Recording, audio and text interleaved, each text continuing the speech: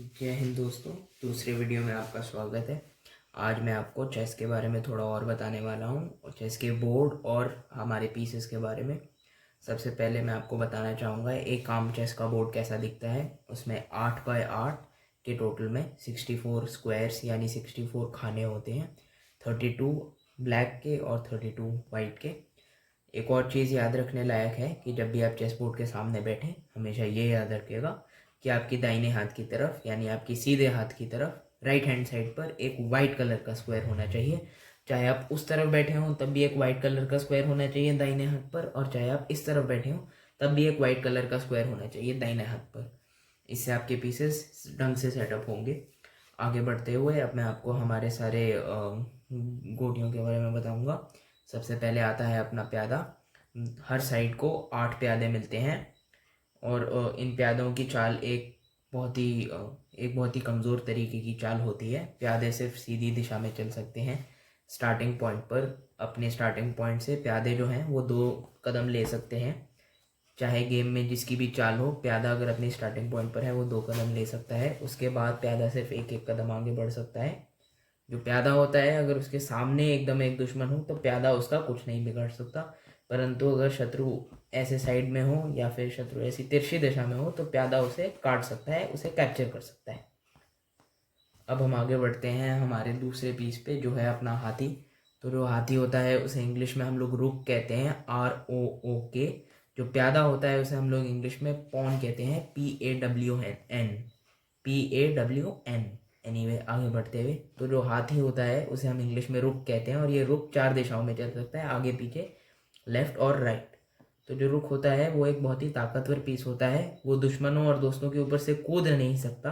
तो अगर रास्ते में अपना पीस है तो रुक उसके ऊपर से कूद नहीं सकता, और अगर रास्ते में दुश्मन है तो रुक को उसे काटना पड़ेगा। हर साइड को 2 रुक मिलते हैं। इसके बाद हम आते हैं अपने बिशप पे। बिशप को हिंदी में ऊंट भी बोला जाता है। इंग्लिश में इसकी स्पेलिंग है BISHOP। अगर आप लिखना चाहें तो लिख सकते हैं। तो जो बिशप होता है वो रुक की तरह होता है, परंतु वो सिर्फ तिरछी दिशा में चल सकता है। तो अगर एक वाइट स्क्वायर पर एक बिशप होगा तो वो सिर्फ वाइट स्क्वायर की लाइनों पर ऐसे बढ़ सकता है, आगे पीछे, लेफ्ट राइट। और इसलिए हर साइड को 2 बिशप मिलते हैं ताकि वो पूरे बोर्ड को कवर कर सके। ये जो वाइट स्क्वायर वाला बिशप होता है ये एक ब्लैक स्क्वायर पर पड़े हुए दुश्मन को नहीं छू सकता, उसके पास जा सकता है परंतु उसे मार नहीं सकता। पर एक वाइट स्क्वायर पर अगर कोई दुश्मन हो चाहे जितनी भी दूर, तो बिशप उसे आराम से मार सकता है जब तक वो एक सीधी लकीर में हो। आगे बढ़ते हुए अब हम पहुंचते हैं अपनी रानी की तरफ, जो एक रुक और एक बिशप के रोल को कंबाइन करती है। तो जो रानी यानी क्वीन, QUEEN होती है, वो 8 दिशाओं में जितने कदम चाहे उतने कदम ले सकती है। वो सीधा, तिरछा और किसी भी दिशा में भी चल सकती है और जितने कदम चाहे उतने कदम ले सकती है। रानी एक बहुत ही ज़रूरी पीस होता है और आप ये समझ सकते हैं कि अगर आपने गेम की शुरुआत में ही ओपोनेंट की रानी ले ली, ओपोनेंट की रानी को कैप्चर कर लिया, तो आप गेम में काफ़ी अच्छा खेल रहे हैं और आपके पास बढ़िया लीड है। एक और चीज़ याद रखने लायक है कि रानी हमेशा अपने रंग पर बैठती है। इस रूल को हम कहते हैं क्वीन ऑन कलर। तो जब आप बोर्ड सेटअप कर रहे हैं आप ये याद रख सकते हैं कि एक सफ़ेद रंग की रानी हमेशा एक सफ़ेद रंग के स्क्वायर पर होगी और एक काले रंग की रानी हमेशा एक काले रंग के स्क्वायर पर होगी। आगे बढ़ते हुए अब हम आते हैं एक बहुत ही अजीब परंतु ताकतवर पीस पर, जो है अपना घोड़ा, जिसे हम इंग्लिश में नाइट कहते हैं, KNIGHT। तो जो नाइट होता है वो 2 कदम सीधे लेता है और 1 कदम टेढ़ा लेता है और उसकी चाल हमेशा एक L के शेप में होती है।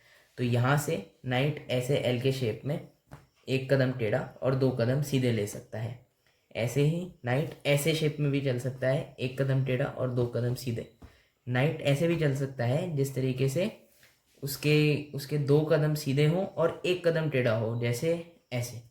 तो नाइट 2 कदम सीधा और 1 कदम टेढ़ा।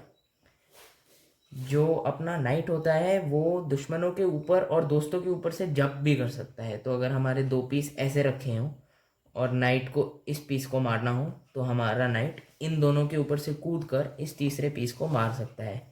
इन दोनों को कोई फ़र्क नहीं पड़ेगा अगर घोड़ा उनके ऊपर से कूदे, और घोड़ा इन दोनों को चाहते हुए भी काट नहीं सकता। घोड़ा हमेशा सिर्फ अपने एल के एंड पर जो पीस हो सिर्फ उसे ही काट सकता है। और अगर शत्रु की जगह दोस्त हो एंड के एल के एंड पर, तो घोड़ा उसे नहीं काट सकता और वो चाल नहीं चल सकता। हर साइड को 2 घोड़े मिलते हैं। आगे बढ़ते हुए अब हम आते हैं अपने सबसे ज़रूरी और कीमती पीस पर, जो कि होता है अपना राजा। रानी की तरह राजा भी 8 दिशाओं में चल सकता है, परंतु एक दिक्कत है, राजा सिर्फ एक कदम चल सकता है। तो राजा किसी भी दिशा में चल सकता है, 8 दिशाओं में चल सकता है, परंतु वो सिर्फ एक ही कदम चल सकता है। इसके साथ ही साथ राजा हमारा सबसे कीमती पीस भी होता है, और अगर हमारा राजा पकड़ा जाता है, मरता नहीं सिर्फ पकड़ा जाता है, तो हम गेम हार जाते हैं। इसकी वजह से एक और कॉन्सिक्वेंस है, एक और चीज़ इसकी वजह से होती है, जो कि है कि हम अपने राजा को कभी त्याग नहीं सकते।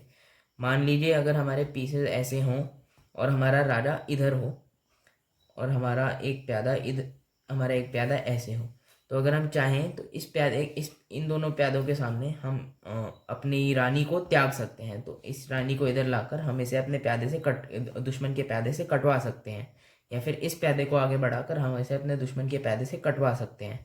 पर जो राजा है, राजा को हम कभी आगे नहीं बढ़ा सकते, राजा को हम कभी त्याग नहीं सकते, क्योंकि जो राजा होता है अगर वो पकड़ा जाता है तो उसे शामा चेकमेट कहा जाता है और हम लोग गेम हार जाते हैं।